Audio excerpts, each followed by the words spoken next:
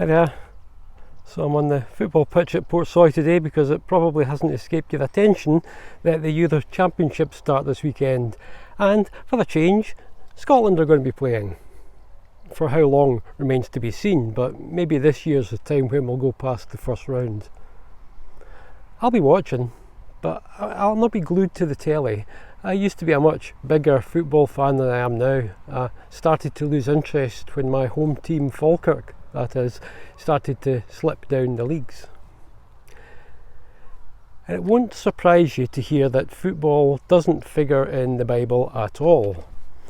Not unless you include the old quiz question about which is the only Scottish football team mentioned in it. It's Queen of the South, in case you don't know.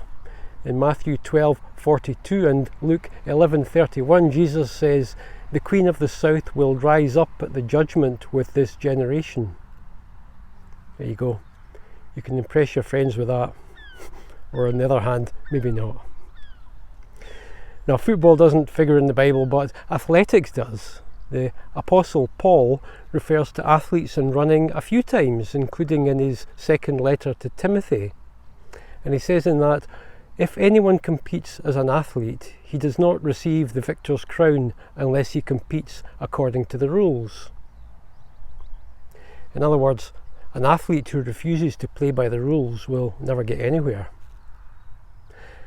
And I think he was making the point that we can't just make up our own rules for our lives, that there are certain standards and values that we are supposed to live by. And things like being kind, being tolerant, being faithful, being forgiving. It's probably quite a long list.